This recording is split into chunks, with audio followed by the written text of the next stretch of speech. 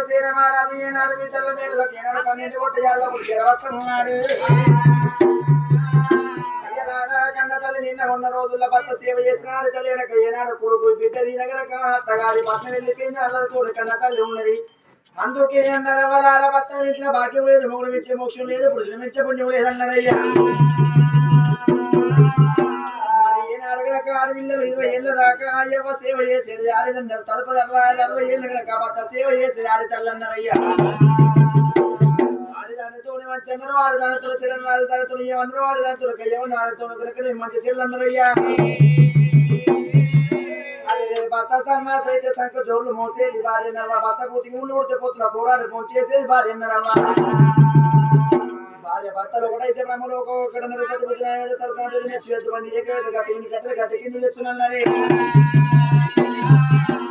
ఏనాడగలక కట్టుకున్నాడు ఏనాడు ఏర వస్తా ఉన్నాడు. కళ్ళ తల్లి శంభుతో కాలు చేతిని మళ్ళీ పట్టుకుని వెళ్ళిపోతున్నాడు.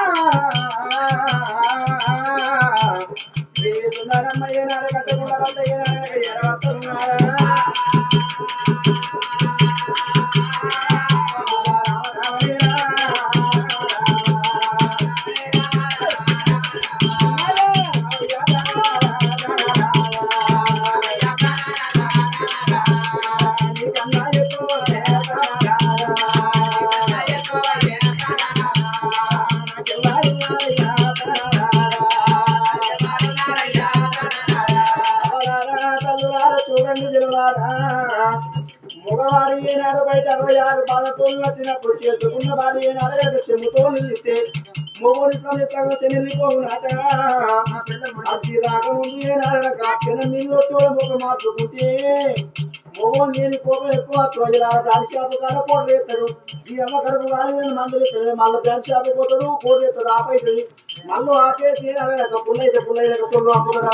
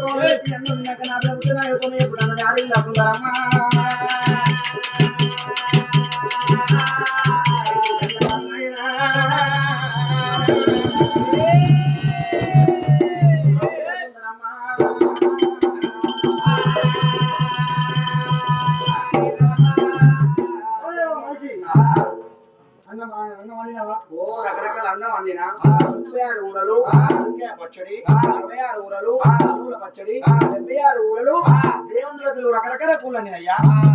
నువ్వు ఒక్కదానికి 66 కూరలు, వాళ్ళ పచ్చారు 36 కూరలు 300 మనకి ఏడు దాసులు లేరా?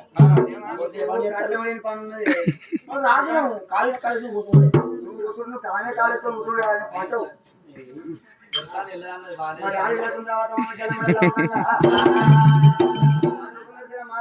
దేవతానికి వెళ్ళిపోయిన తర్వాత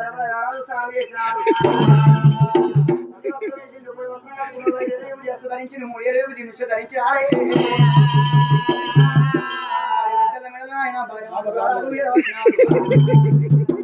సుందరి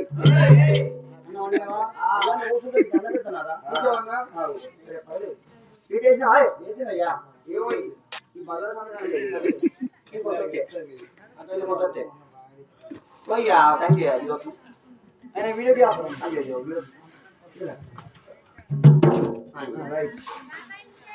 అమ్మ కంచం పెడితే అమ్మ నేను మళ్ళీ కచ్చిరి పెట్టుకోవాలి రాదంటే ఎన్ని పనులు ఉంటాయి కదమ్మా నువ్వేంటే మంచిగా మిద్దెల మీద చినుకుంటా